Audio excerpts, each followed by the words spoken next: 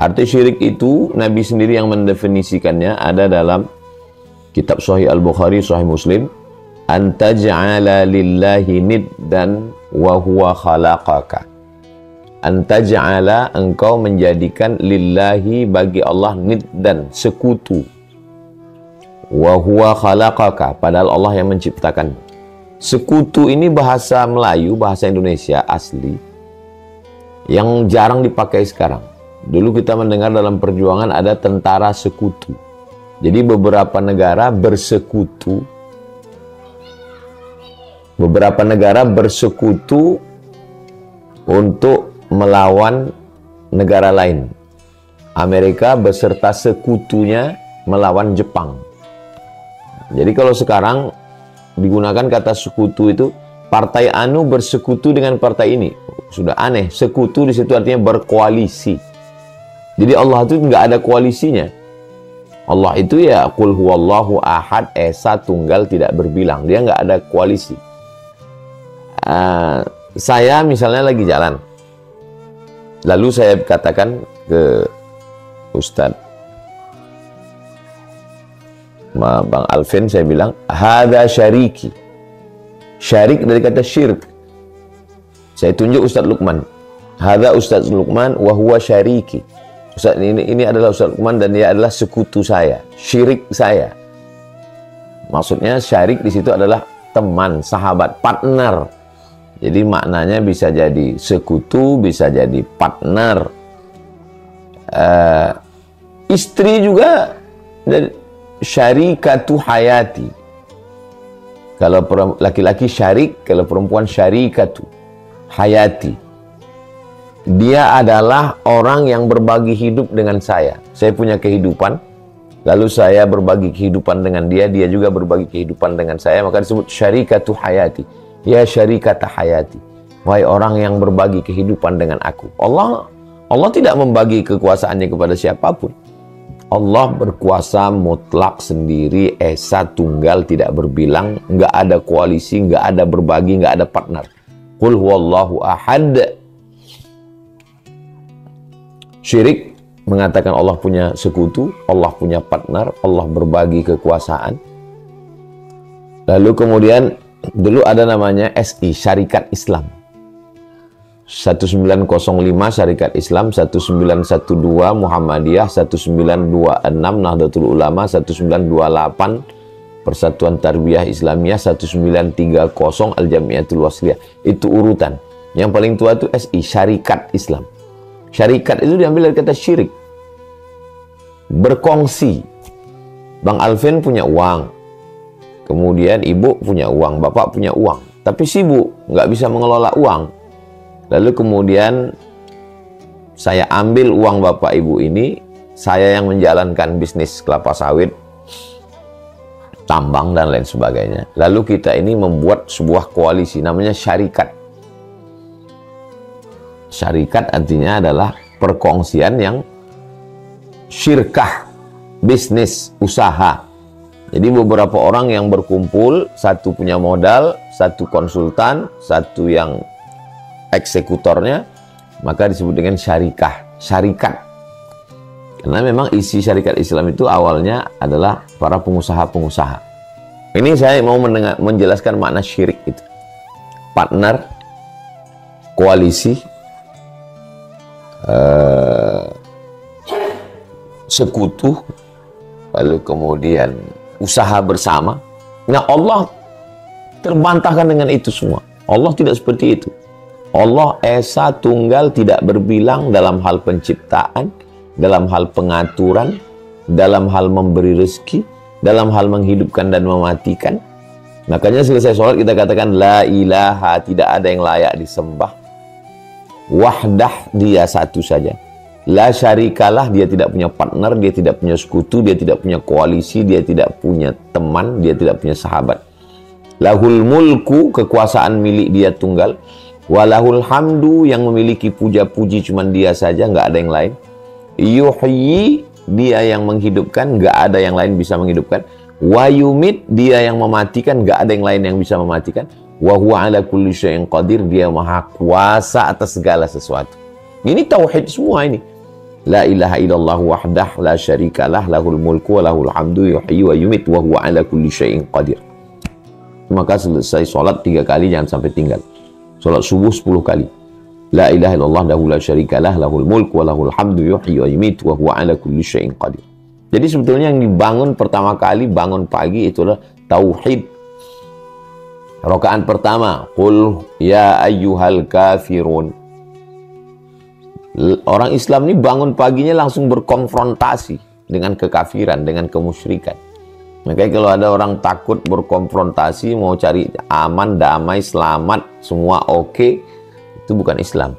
Islam itu belum keluar rumah, belum masuk kantor, udah konfrontasi duluan. Qul ya ayyuhal kafirun, la a'budu ma ta'budun, wala antum abiduna ma a'bud, lakum dinukum waliyadin. Tapi nggak kasar. Nggak kasar, ya tetap berinteraksi dengan baik, tapi keyakinannya di dalam nggak bisa ditawar-tawar.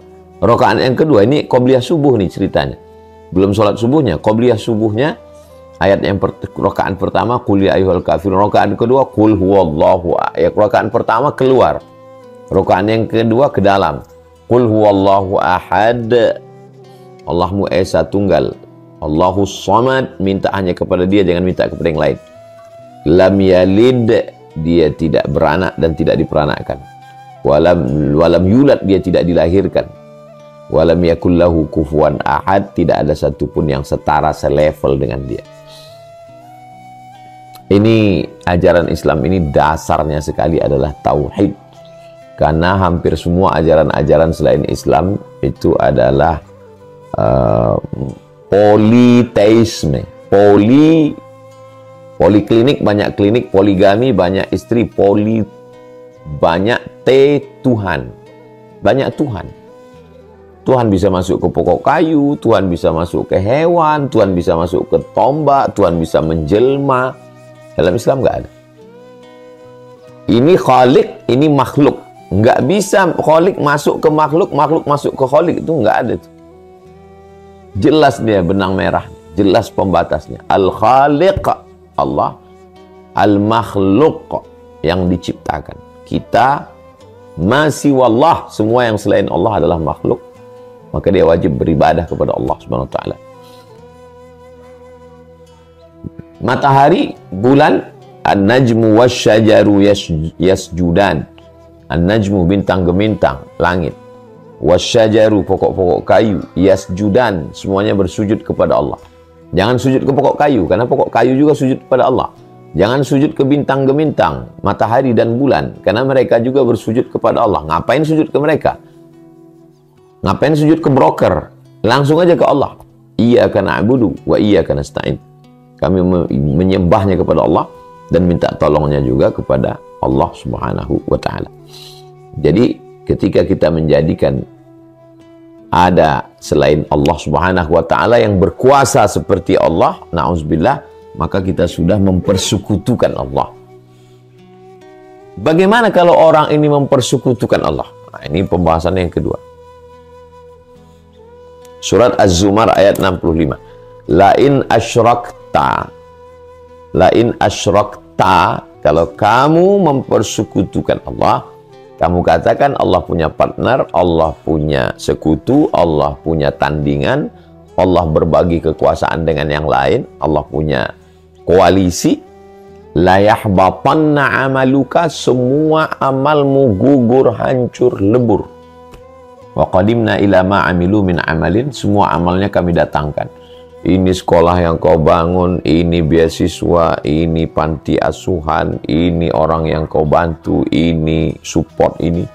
La yahbatanna amaluka, amalmu semuanya gugur, nggak bernilai di hadapan Allah Subhanahu wa taala. Makanya pokok pangkal yang pertama, dasar utama dalam Islam adalah tauhid, mengesahkan Allah. Karena kalau sudah tauhidnya rusak, apakah Abu Jahal, Abu Lahab itu tidak mengenal Allah? Nggak tahu tentang Allah. Tahu mereka tentang Allah. Mana dalilnya?